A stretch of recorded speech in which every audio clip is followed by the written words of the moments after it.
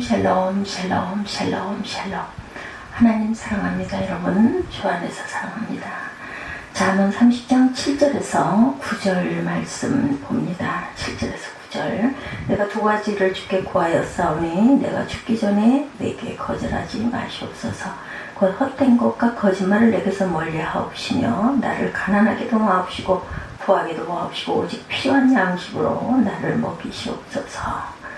홍내가 배불러 하나님을 모른다. 이 아베가 누구냐 할까 하오며 홍내가 가난하여 도적질하고 내 하나님의 이름을 욕되게 할까 두려워함이니이다. 이렇게 말씀하고 있어요. 우리의 평생 기도입니다. 파피루스 승이라는 말이 있어요. 파피루스 빅토리입니다. 주전 3세기경 그리스 북부 에피로스를 다스렸던 파루스 주전 306년에서 272년까지 통치하신 분입니다. 272년부터 306년까지 통치했다고 말해야 옳겠죠. 18년, 34년 정도 통치를 하셨네요. 그 제2의 알렉산더가 되고 싶었던 파피루스 왕은 주전 279년에 25,000여 명의 군인과 20마리의 코끼리를 이끌고 로마를 침공합니다. 그리고 헬라클레스와 아스클롬에서 격렬한 전투 끝에 승리를 거두었다 합니다. 두 번의 전투에서 승리를 거두었지만 그 전투에서 코끼리도 모두 죽고 군인들도 4분의 3이나 죽고 말았어요. 승리를 하긴 했는데 남은 것이라고는 얼마 되지 않은 상처투성이인 군인들과 지칠 대로 지쳐버린 무기력한 군인들 뿐이었다 그래요. 전쟁에서 승리를 거두었지만 남은 것이 없는 자신의 모습을 보고 파피루스 왕은 한탄했다 그러죠. 이런 전투에서 한 번만 더 승리를 거두었다가는 우리가 망하고 말 것이다.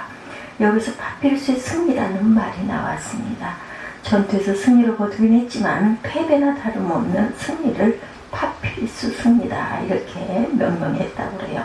파루스의 승리, 파루스의 승리다 이렇게 말했다고 합니다. 또 하나의 이야기, 과거 러시아의 수도인 상트페테르부르크 그 아카키에바치라는 노인이 살고 있었다고 해요. 이름이 굉장히 길고 좀 발음이 힘들죠. 러시아 수도 상트페테르부르크에 아카키에비치라는 노인이 살고 있었다. 사람들이 그 노인에게 당신의 평생의 소원이 무엇이오? 라고 물으면 조금도 주저하지 않고 매번 내 인생의 목표는 고급 외투를 갖는 것이오. 그 노인은 인생의 목표를 달성하기 위해서 열심히 일하면서 돈을 버는 족족 저축을 합니다. 그리고 드디어 80루블의 돈을 저축해서 꿈에 그리던 그 외투를 사게 되었다 그래요. 외투를 사는 그날은 노인에게 이루 말할 수 없는 기쁨의 날이었다고 그러죠. 자신이 목적한 바를 이루는 날이었고 인생의 가장 성공한 날이었기 때문입니다. 근데 안타깝게도 노인은 외투를 사가지고 집으로 돌아오다가 강도를 만나서 그 비싼 고급 외투를 강탈당하고 맙니다. 외투를 빼앗긴 노인은 깊은 절망에 빠져요. 단순히 고급 외투만을 강탈당한 것이 아니라 성공을 강탈당하고 행복을 강탈당하기 때문입니다. 그것이 목표였기 때문이죠. 그날 이후 고인은 깊은 좌절에 내빼빠졌고 너무 속상한 나머지 시름시름 앓다가 결국은 죽고 말았어요. 이 이야기는 러시아 작가 니콜라이 고골리가 쓴 1809년에서 1852년까지 계셨네요. 그분이 쓴 외투라는 단편 소설의 줄거리입니다. 우리 인간의 행복이 어디 있는지를 보여주는 이야기죠. 소설 속에 나오는 노인의 목표는 고급 외투였지만 오늘을 살아가는 수많은 사람들에게 삶의 목표, 좋은 아파트일 수도 있고 고급 승용차일 수도 있다. 남들이 출세하겠다고 말하는 성공이나 사회적으로 높은 지위의 자리에 올라가는 것이 행복이라고 생각하고 그것을 얻기 위해서 쉬지 않고 노력하는 사람들도 있죠. 그러나 여러분, 우리 인생의 목표를 세상적이고 물질적인 것에 두면 우리는 그것을 이루었다 하더라도 얼마 지나지 않아 곧 깊은 절망에 빠지게 됩니다. 이 세상에서 얻어지는 어떤 물질적이나 일시적인 것에 인생의 목표를 두고 살아가는 사람들은 그것을 얻었을지라도 파루스의 승리와 다름없기 때문이다. 파루스의 승리, 그 노인의 외투 하나를 위해서 열심히 돈을 저축해서 샀다가 그만 병탈당해 죽고만 그 파루스의 승리와 다름이 없다. 그러게 우리는 미국의 사회심리학자 에릭 프롬이 말한 소유의 행복이 있는 것이 아니라 행복은 존재에 있다는 명언을 잘 기억해야 된다. 소유의 행복이 있는 것이 아니라 행복은 존재에 있다. 우리가 세상에서 얻을 수 있는 부귀영화, 우리에게 참된 행복을 가져다 주지 못한다는 것, 우리는 그것을 잘 알면서도 우리의 삶에서는 내가 어떤 사람이 되어야 하느냐, 보다 무엇을 만들 수 있을까, 더 많이 가지기 위해서 어떻게 해야 할까를 고민하며 살아갑니다. 그것이 다 허탄한 것임을 깨닫기 전까지 그러합니다. 소설 외투에 나오는 주인공처럼 여러분에게 누군가가 당신의 평생 소원이 무엇이오? 라고 묻는다면 여러분은 뭐라고 답하시겠습니까? 아니, 내 평생 소원은 무엇일까 생각해 보셨습니까? 이 땅에서 언젠가 이루어지면 그것으로 끝나는 일시적인 소원 말고 내가 평생 내 마음에 간직하며 이루기 위해서 기도하고 있는 소원 말입니다. 우리가 좋아하는 찬송 가운데 내 평생 소원 이것뿐, 주의 일하다가 이 세상을 이별하는 날 주의 주 앞에 가리라, 이런 찬송이 있어요. 그 찬송을 부르면서 그 찬송의 가사를 정말 우리의 고백으로 부르고 있습니까? 정말 내 평생의 소원은 주님의 일을 하다가 주님 부르시면 기쁨으로 주님을 맞으러 가려는 소원을 갖고 계십니까? 아굴이라는 사람에게 당신의 평생 소원은 무엇입니까? 라고 묻는다면 그는 주저하지 않고 제 평생의 소원은 헛된 것을 추구하지 않고 거짓말하지 않는 것이며 평생 야훼 하나님의 사랑하며 사는 것입니다. 이렇게 대답할 거예요. 평생 이렇게 기도하고 살았어요. 헛된 것과 거짓말을 내게서 멀리하옵시며 나를 가난하게도 마옵시고 부하게도 마옵시고 오직 필요한 양식으로 나를 먹이시옵소서. 내가 배불러서 하나님을 모른다 이 아래가 누구냐 할까 하오며 혹 내가 가난하여 도둑질하고 내 하나님의 이름을 욕되게 할까 두려워합니다. 아굴이 누구인지를 알려고 알려져 있지 않아요. 잠언 30장 1절에 악의 아들이다 이렇게 소개되어 있습니다. 그리고 성경 다른 어디에도 아굴이라는 이름이 나와 있지 않습니다. 그의 아버지로 소개되고 있는 악에도 마찬가지입니다. 잠언 30장 1절에서 아굴의 아버지라고 소개된 곳 외에는 성경 어디에도 아게라는 이름이 기록된 것이 없습니다. 이 말은 아굴이나 그의 아버지 아게는 모두 평범한 사람이라는 것이죠. 그러나 잠언 30장에 아굴이 쓴 글을 보는데 그는 분명 지혜로운 사람이었으니 틀림없습니다. 지혜의 글 잠언은 성경에 수록될 정도로 우리 인생에 많은 교훈을 주고 있어요. 그 가운데 하나가 그의 평생 소원인 그의 기도입니다. 그게 오늘 본문이죠. 아굴은 먼저 이렇게 기도하죠. 내가 두 가지를 주께 구하였사오니 내가 죽기 전에 내게 거절하지 마옵소서. 우리의 기도도 이렇지 않을까요? 죽기 전에 거절하지 마옵소서라는 말은 죽을 때까지 기도하겠다라는 것입니다. 평생 그것을 위해 기도하겠다.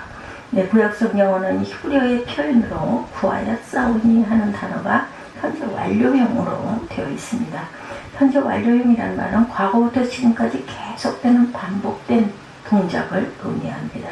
그러니 아굴이 내가 두 가지 일을 주께 구하였사오니 하는 말은 아굴이 언제인지는 모르지만 지난날부터 지금까지 계속해서 기도하고 있는 내용이라는 말입니다. 한두 번 기도가 끝난 것이 아니라 계속 그것을 위해 기도했고 앞으로도 계속해서 그렇게 기도하겠다는 거예요. 아굴이 본문에서 기도하는 기도의 내용은 한두 번 이루어졌다고 그것으로 끝이 나거나 완성된 것이 아니다. 평생 두고 기도해야 할 내용이다. 그 첫 번째가 헛된 것과 거짓말을 내게 멀리하옵소서라는 기도입니다. 여기서 말하는 헛된 것은 부질없는 것을 말합니다. 신앙인으로서 헛되고 부질없는 것을 추구하지 않겠다는 거죠. 우리가 살아가면서 참 많은 것을 얻기 위해서 노력합니다. 그런데 그 많은 것들 가운데 부질없는 것들이 얼마나 많은지 모릅니다. 지금 당장은 그게 내 인생에 굉장히 중요한 것 같은데 지나고 보면 사실 아무것도 아닌 것이 많습니다. 아굴은 그런 것을 멀리하게 해달라고 기도하고 있는 거죠. 누가복음 18장에 한 부자 관리에 관한 이야기가 소개되고 있습니다. 성경 그 이름을 알려주지 않지만 그는 당시 모든 사람이 부러워하는 조건을 갖춘 사람이었어요. 관리였죠. 관리라는 말을 가지고 그 사회적인 위치를 정확하게 읽어낼 수는 없습니다. 여기서 관리라는 말은 여러 가지 직책을 다 포함하고 있기 때문입니다.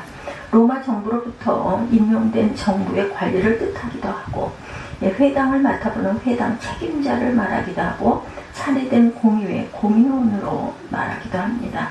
그가 위에 말한 직책 가운데 어떤 직책을 가졌는지 그는 출세한 사람이면 틀림이 없어요. 더구나 성형을 청년이라고 소개하죠. 마태복음 19장 20절과 22절에 증가합니다.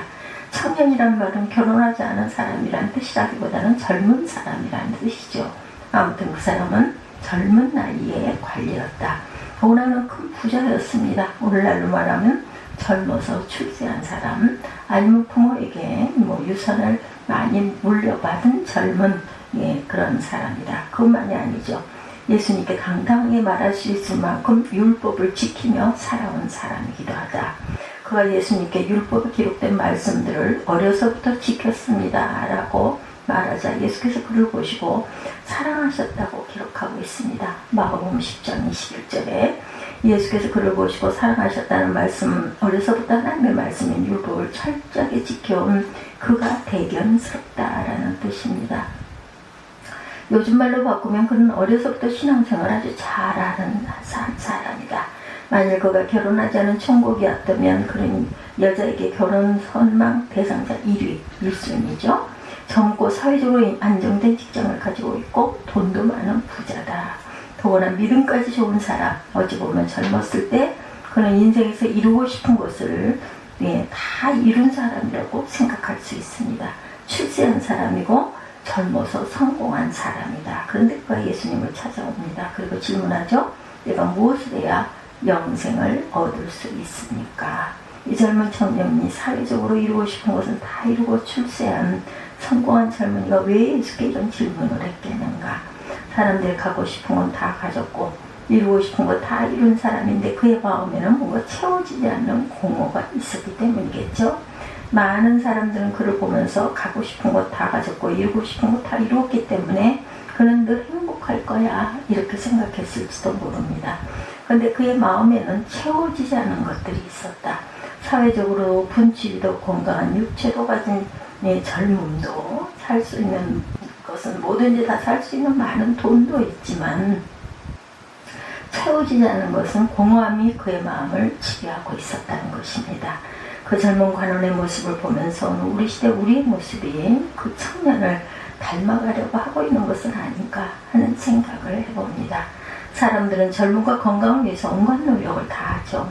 젊고 예쁘게 보이려고 성형수술하는 것은 이제 결코 별로 대단한 것도 없습니다. 숨길 것도 감출 필요도 없습니다. 건강을 위해서 잘 먹는 시대에도 지나갔습니다. 이제 건강이 주는 음식이 무엇인지를 찾아서 그것을 먹습니다. 때로는 건강과 젊음을 위해서 또한 다이어트를 하기도 합니다. 일부러 음식을 조절하고 먹기를 거부하고 그래서 조금이라도 더 젊어질 수 있다면 몇백만 원씩 투자하는 것쯤은 어렵게 생각하지도 않습니다. 그것만이 아니죠. 좋은 직장을 얻기 위해서 얼마나 고군분투합니까? 내 적성에 맞는 직장을 찾는 것, 그것은 사치입니다. 어떻게든 직장에 취업하는 것이 중요하죠. 그리고 청년이 보장되는 직장에 들어가면 모든 사람에게 부러움을 받습니다. 그런 직장을 얻기 위해서 젊음의 때를 다 허비합니다. 대학에 들어가서도 학문을 연구하는 일은 관심이 없어요. 공부를 하되 좋은 직장에 들어가기 위해서 취업 공부를 열심히 합니다. 내가 공부하고 싶은 것을 공부한다는 보람이나 행복 따위는 그렇게 대단하지 않습니다. 그리고 모든 것이 결국은 부자가 되고 싶다는 욕망하고 연결이 됩니다. 현대사회에서 돈보다 더 큰 힘은 없다 이렇게 생각을 하죠. 그래서 한때는 1억 모으기 프로젝트라는 말이 유행했다고 합니다. 1억쯤 모으면 그래도 많은 돈을 모았다고 자부할 수가 있기 때문에. 근데 언젠가부터 1억이 10억이 되었습니다. 10억쯤 모아야 돈 좀 가지고 있다 말할 수 있다. 근데 요즘 10억 가지고도 양이 차질 않습니다. 아파트 하나가 기본적인 아파트들도 그냥 10억이라죠. 요즘 젊은이들 관심은 상위 1%가 되는 것이라고 그래요. 어떤 자료에 의하면 상위 1%는 소득을 하면 연봉이 약 2억 5천만 원 이상 되어야 한다. 네, 재산으로 한다면 약 45 이상을 가지고 있어야 한다는 것입니다. 이렇게 부자가 되는 꿈을 꾸며 그것을 이루기 위해서 불철주야 그 일을 보며 달려갑니다. 이거는 우리 시대의 모습이죠. 근데 여러분, 성경에 나온 젊은 부자가 하는 것 같이 그 모든 것을 가졌다 하더라도 그 영혼에 진짜 있어야 할 것이 없다면 그의 마음은 여전히 공허할 것입니다. 그것을 얻기 위해서 달려갈 때 알지 못해요. 그 모든 것을 이루고 난 후에도 마음 뿌듯하게 행복하게 살지 못한다는 것을 알지 못합니다. 그런 것들은 다 헛된 것들일 뿐이죠. 오늘 본문에 나오는 아굴은 그런 세태를 따라가지 않게 해달라 이렇게 기도합니다. 그런 걸 다 가져도 젊은 부자가 하는 처럼 마음이 공허하고 허무함이 가득 몰려온다면 인생을 잘 살아왔다고 할 수가 없겠다. 아무리 많이 가져도 마음과 영혼을 채울 수 없는 헛된 것을 추구하지 않겠다고 기도하는 것이 오늘 아굴의 기도의 내용입니다.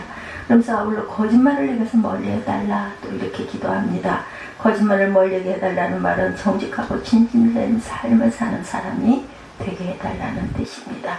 거짓말을 멀리하게 해달라는 기도는 우리가 평생 드려야 할 가장 중요한 기도 가운데 하나입니다. 여러분은 평소에 얼마나 거짓말을 하며 살고 계십니까? 조금 오래된 자료이지만 이런 연구 결과가 있습니다. 미국 캘리포니아 대학에서 사람이 하루에 몇 번이나 거짓말을 하는지 조사를 했다고 그래요. 사람이 소형 마이크를 달고 그 사람이 하는 일을 일일이 다 체크했는데 조사 결과 일반적으로 사람이 하루에 200번 정도 거짓말을 하고 산다네요. 잠자는 시간과 침묵하는 시간을 제외하면 약 4분에 한 번씩 거짓말을 한다는 것입니다. 물론 그 200번이라는 것은 아주 사소한 거짓말을 포함하고 과장하거나 축소하거나 얼버무리는 것까지 포함되어 있다지만 그 중에 아주 심각한 것은 심각한 거짓말도 있다는 거예요. 그래서 이런 이야기가 있습니다. 옛날에 서당에 다니는 세 아이가 서당에 가다가 길에서 역전 한 입을 죽습니다. 세 아이는 서로 자기가 먼저 갔으니 그 역전을 가져야 할 임자는 자신이다 이렇게 말하죠. 다투다가 거짓말을 제일 잘하는 사람이 역전을 가지자고 합의를 했다고 합니다. 그래서 첫 번째 아이가 이렇게 말합니다. 우리 아버지는 지난번 태풍에 지리산에 쓰러진다고 작은 지게작대기를 들어 바치러 가셨어. 그래서 두 번째 아이가 다시 말한다. 우리 어머니는 날이 가물었다고 열마바치기 논에 오줌 누러 가셨다. 세 번째 아이는 우리 누나는 장모가 길어 비가 너무 많이 온다고 바누가 실을 가지고 찢어진 하늘을 꿰매러 갔다. 그렇게 말하고는 자기가 거짓말 1등이다 이렇게 우겼답니다. 판결이 나지 않자 아이들은 서당 훈장님께 누가 1등인지 물어보고자 훈장님을 찾아갑니다. 이야기를 들은 훈장께서 아이들을 나무라십니다. 이놈들아 거짓말 내기를 하다니 이런 못된 버릇이 있나. 훈장님은 평생 거짓말을 단 한 번도 한 적이 없어 이 녀석들아. 이렇게 말씀을 하셨대요. 그러자 아이들은 자기들이 가지고 있던 엽전을 훈장님께 드렸다고 합니다. 그보다 더 큰 거짓말은 없다는 거죠. 여러분들 거짓말 왜 합니까? 다른 사람을 속이고 내가 목적하는 것을 이루기 위해서 아니면 나를 합리화하기 위해서 거짓말들을 때로 하죠. 내가 피해를 보거나 손해를 보지 않기 위해서 거짓말을 하기도 합니다. 내가 책임져야 할 때 책임을 지지 않기 위해서 누가 그래서 시켜서 이렇게 했는데요. 그래서 이랬는데요. 이렇게들 피하려고 회피하려고 거짓말을 하기도 합니다. 내가 욕망하는 것이나 뭔가 내가 지어지지 않는 유익이기 때문에 거짓말을 하죠. 때로는 자존심이나 인격이 짓밟힐 것만 같기 때문에 거짓말을 하기도 합니다. 근데 그런 거짓말을 통해서 우리의 삶이 진실해지지가 않아요. 거짓말하는 것에 익숙해져 버리면 정직한 삶을 살 수가 없다는 거죠. 거짓말을 통해서 얻어지는 달콤한 이익을 쉽게 포기할 수 없기 때문이다. 거짓말을 통해 얻어지는 유익에 쾌감이 있을지 모르지만 쾌감은 결코 오래가지 않습니다. 오히려 거짓말 뒤에는 반드시 후유증이 생기게 마련이고 거짓말을 한 만큼 우리의 삶에 큰 대가가 반드시 치러져야 합니다. 창세기 12장에 아브라함이 거짓말하는 이야기가 나오죠. 하란에 머물고 있던 아브라함이 하나님의 부르심을 따라 가나안 땅으로 이산을 가죠. 근데 가나안 땅에 기근이 들어 먹을 것이 없자 애굽으로 내려갑니다. 애굽으로 가면서 아브라함의 마음에 두려운 생각이 들어요. 네, 그건 아내 사라가 너무 예뻐서 애굽 사람들이 예쁜 사라를 빼앗아가기 위해서 자기를 죽이려지 않을까. 그래서 아내 사라와 우리는 부부 사이가 아니라 오누이 사이라 하자 하고 약속을 하죠. 아브라함과 사라가 애굽에 갔을 때 실제로 예쁜 사라를 보고 사람들이 감탄을 했다고 하죠. 사라의 미모에 대한 소문이 왕궁에까지 들리자 애굽 왕 바로가 사라를 왕궁으로 불러 자기 아내 왕비로 삼습니다. 그 대가로 바로 왕은 아브라함에게 양과 소동 많은 재산을 주죠. 그런데 그 일로 인해서 애굽에 큰 재앙이 내리게 되고 뒤늦게 사라가 아브라함의 아내임을 알게 된 바로 왕은 아브라함을 꾸짖고 사라를 아브라함에게 되돌려줍니다. 아브라함은 자신이 살기에 아내를 누이라고 거짓말을 하죠. 근데 그 결과 재앙이 임하죠. 누구에게 재앙이 임했습니까? 거짓말은 아브라함에게 재앙이 임했습니까? 바로 왕에게 재앙이 임했습니까? 거짓말을 한 아브라함은 자신이 한 거짓말로 인해 양과 소동 많은 재산을 얻었어요. 오히려 아브라함이 한 거짓말의 피해자는 바로 왕에게 재앙이 임하죠. 사실 바로 왕은 잘못한 것이 없습니다. 오히려 예쁜 아내 얻게 해줘서 고맙다고 아브라함에게 큰 상까지 주었는데 바로 왕이 재앙을 당해야 했다. 우리는 세상을 살 때 정직하게 살아야겠어요. 거짓말을 멀리해야 합니다.